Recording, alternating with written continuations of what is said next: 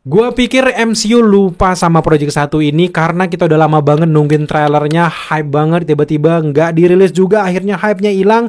Gua pikir ini nasibnya sama kayak Armor Wars gitu. Ternyata enggak, mereka hari ini baru aja merilis trailer resminya. Tentu saja ini adalah Project Ironheart. Ya, kita tahu sendiri faktanya banyak banget yang meremehkan series ini, tapi entah kenapa gue kayak agak sedikit menaruh fokus dengan series ini karena eksekutif produsernya ternyata adalah Ryan Coogler yang bikin Wakanda, yang bikin Sinner yang terbaru yang menang di mana-mana gitu, yang benar-benar box office.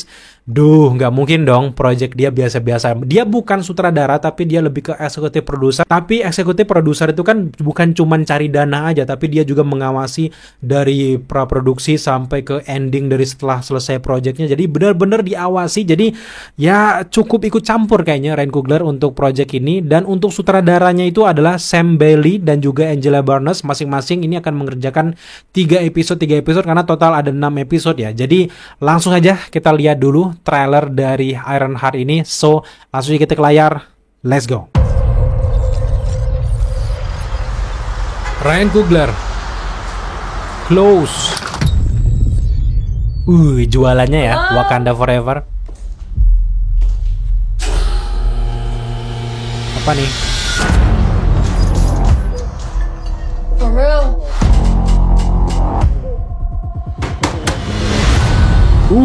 Apa tuh? In less than 3 minutes, the air in this elevator will no longer be breathable. Oh, what is this? Your interview. You'll suffocate and die unless you break into the device on the floor, Oh, dites ya. where you will find a gas mask. Good luck. Screw this. Oh, kayak arc reactor ya.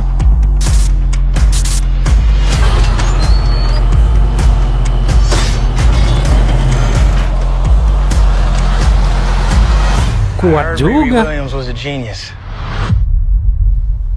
Oh, The Hood. So you in or out? Ikut mafia ya kayaknya ya. Riri, I see you. I see you're fed up, waiting to be acknowledged for your greatness. Fancy. You are not the first genius at MIT. Ya dong, ada Tony Stark ya. One of those fancy tech firms. After my internship abroad, I want to build something undeniable. Something Important. iconic. It's a brand new. I can give you the tools to help you carry out your vision. Oh, jadi dipancing ikut gangster Anyone who's ya. ever accomplished anything iconic in life has had to do some questionable things to get it done. What will you do, Riri? You've bitten off a hell of a lot more than you can chew. I could chew a lot. Culun banget ya ikut Mbak. Ini Mark III-nya dong berarti ya. You know nothing about this man. The Hood-nya ya. Sihir. end up dead or in jail. This is so much bigger than that. Mark I-nya.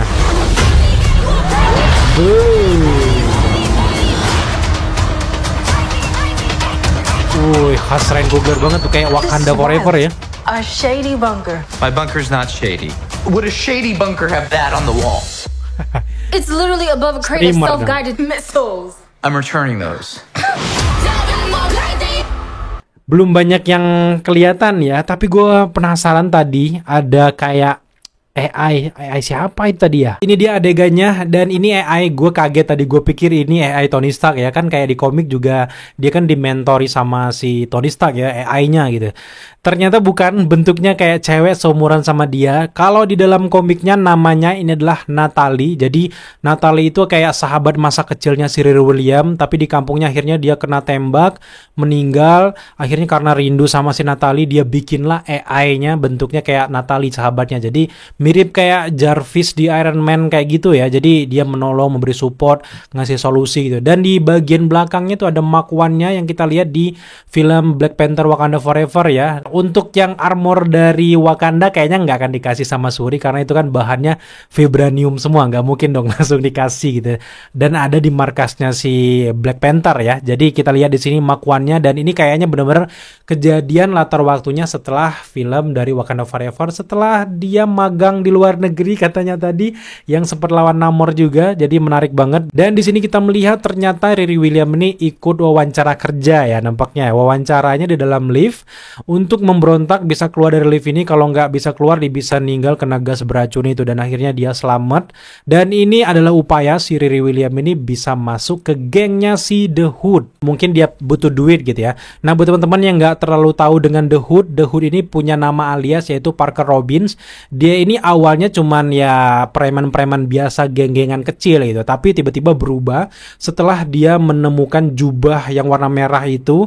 Ternyata itu punya penyihir dan dia ngebunuh yang punya jubah tersebut, dan dia pakai jubah itu tiba-tiba aja dia punya kekuatan sihir yang sangat dahsyat, bisa pakai punya energi blast, bisa melawan musuh-musuh, bahkan dia bisa terbang gitu. Dan kalau kita lihat lewat trailer ini kayaknya Parker Robbins sudah lama menemukan si mantel warna merah itu, dan dia udah punya geng yang gede banget itu. Makanya dia punya organisasi.